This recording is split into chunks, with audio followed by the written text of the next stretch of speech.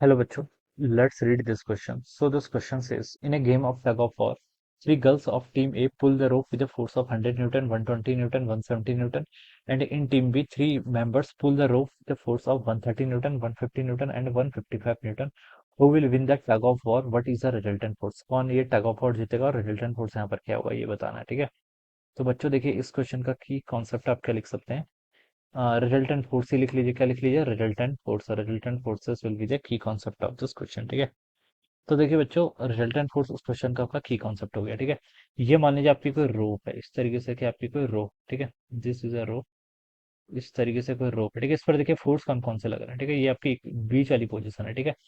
तो in a game of tug of war, three girls of team A pulls with force of 100 newton, 120, ठीक है।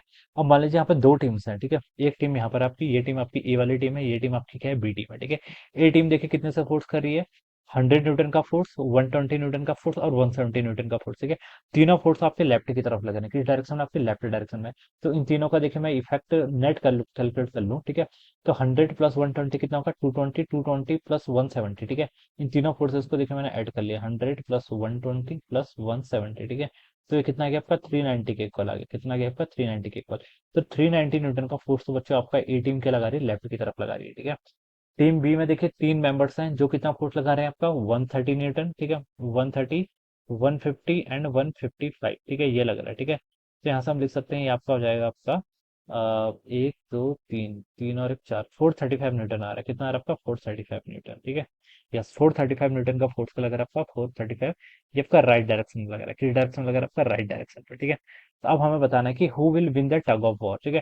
तो बच्चों देखिए रिजल्टेंट फोर्स किस डायरेक्शन में लग रहा है, रिजल्टेंट फोर्स देखिए हम बता सकते हैं 390 तो आपका लेफ्ट की तरफ लग रहा है, यानी कि टीम ए अपनी तरफ पुल कर रही है।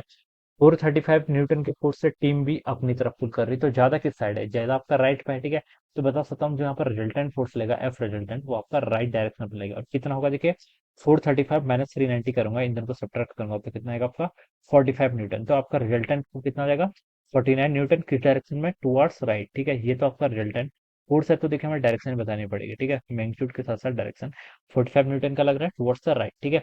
और हु विल विन, कौन जीतेगा देखिए इस गेम को, हम बता सकते हैं देखिए बी वाली टीम क्या कर जाएगी, इस गेम को क्या करेगी, जीत जाएगी। बिकॉज जो रिजल्टेंट फोर्स लग रहा है वो उनकी तरफ लग रहा है, ठीक है। तो कौन, यहाँ पर हमसे पूछा था who will win the tug of war, तो हम बता सकते हैं कि team B will win the game, okay. Team B आपकी यहाँ पर क्या करेगी, इसको विन करेगी, ठीक है। और रिजल्टेंट फोर्स कितना लग रहा है आपका, 45 newton towards the right, okay. तो this would be the answer of this question. So I hope you all understood this concept. All the best and thank you so much.